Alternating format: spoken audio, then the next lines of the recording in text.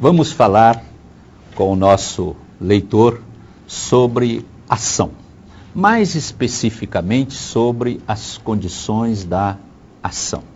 Para falarmos sobre as condições da ação, é importante uma visão histórica desse meio de provocar a tutela jurisdicional do Estado, chamado ação. Bem, há uma evolução histórica. Inicialmente, a ação e direito material, eles se confundiam. Eram duas faces de uma mesma moeda. Só detinha o direito material aquele que tivesse o direito de ação. E ao revés, só teria direito de ação quem tinha direito material.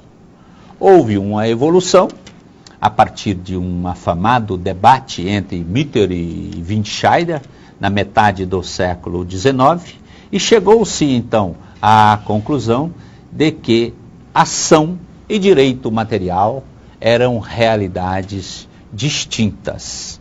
A partir desse afamado debate, chegou-se à conclusão de que o direito de ação se dirige inicialmente contra o Estado, uma vez que a pessoa tem o direito de exigir do Estado que componha aquele litígio. E um outro direito do próprio Estado, como detentor do monopólio da jurisdição, de resolver o conflito, resolver o litígio, de realizar ou acautelar direitos.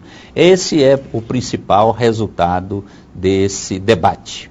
Mas desse debate surgiram aí duas correntes. Do direito, chegou-se à conclusão então que o direito é autônomo, me refiro ao direito de ação. Mas para uma corrente, o direito é autônomo e concreto. Ou seja, somente terá exercido o direito de ação aquele que tiver direito a uma sentença favorável. Para uma outra corrente, o direito de ação é autônomo, mas é abstrato. Ou seja, não há qualquer vínculo de direito material com o direito de ação. São realidades distintas. Então, para a corrente concretista, para ter o direito de ação, é indispensável que tenha o direito material, o direito a uma sentença favorável.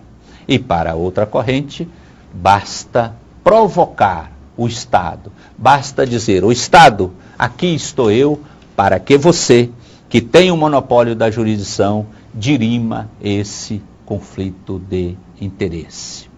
Pois bem, do direito concreto e do direito abstrato surge uma outra teoria, a teoria chamada eclética da ação, teoria de Enrico Túlio Libma. E é sobre essa teoria eclética da ação que se assenta ou se assentam as chamadas condições da ação. Para Libma, para que a parte tenha o direito de ação, não é indispensável que tenha uma sentença favorável. Direito de ação, então, para Enrico Túlio Libma, não é concreto. E também não é abstrato. Não basta invocar o Estado sem qualquer vínculo, sem qualquer menção ao direito material. Para Libma, exerce o direito de ação quem tem direito a uma sentença de mérito. E para ter direito a uma sentença de mérito é indispensável que preencham as condições da ação. Tão conhecido esse instituto, tão caro ao direito processual civil brasileiro. E as condições da ação, como são conhecidas de todos, são a possibilidade jurídica do pedido, o interesse de agir e a legitimidade para a causa. Possibilidade jurídica do pedido significa que não há no ordenamento jurídico nenhuma vedação a que a parte pleiteie perante o Poder Judiciário aquele dado direito. Os exemplos clássicos são aqueles de dívida de jogo. Então, dívida de jogo seria um pedido juridicamente impossível, já que não há a possibilidade de a parte pleitear perante o judiciário esse direito oriundo de dívida de jogo. O outro exemplo que se apresenta da herança ou da exigência de herança de pessoa viva. Não é possível se exigir herança de pessoa viva, até porque há uma antinomia. Não se pode falar em herança se a pessoa ainda está viva, e esse pedido seria então juridicamente impossível.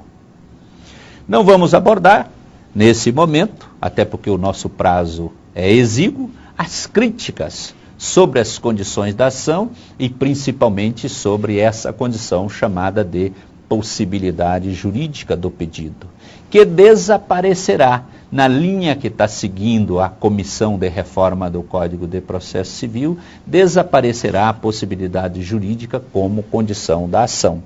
Figurará como uma matéria de mérito, capaz de ensejar o julgamento liminar de mérito. Mas voltando às condições, a outra condição diz respeito ao interesse de agir ou interesse processual, que significa que a parte tem necessidade da tutela jurisdicional, que é indispensável que a parte recorra ao Poder Judiciário para fazer valer um determinado direito, e que o caminho, o rito adotado pela parte para pleitear esse direito seja o adequado. Então é o binômio necessidade e adequação. É necessário recorrer ao Poder Judiciário num primeiro momento para obter um extrato de banco? De certo que não. Basta a parte ir ao banco e requerer o extrato da sua conta corrente. Então, se ele vai ao Judiciário num primeiro momento sem ter ido ao banco, por certo, o juiz indeferirá a petição inicial ao fundamento de que não há necessidade daquela tutela. Necessidade haverá, evidentemente, se ele for ao banco e o banco negar a exibição daquele extrato pleiteado. A adequação. É indispensável que o rito seja o previsto na lei para aquele pleito que a parte formula. Sabemos nós que não cabe mandado de segurança contra a lei em tese. Lei em tese cabe, ou melhor, contra a lei em tese cabe ação direta de inconstitucionalidade ou ação direta de constitucionalidade, jamais mandado de segurança. Então, se a parte impetra o mandado de segurança contra uma lei em tese, que não está aferindo o seu direito exatamente porque é em tese, haverá inadequação da via. E a petição inicial será indeferida em razão da ausência dessa condição da ação, ou seja, o interesse de agir ou interesse processual. E a última condição da ação refere-se à legitimidade. Para postular algum direito é indispensável que a parte tenha pertinência subjetiva com aquele interesse, com aquele conflito de interesse. Nesse caso, nós falamos que a legitimação é ordinária. Pode ser que a lei autoriza uma determinada pessoa ou um determinado ente litigar em juízo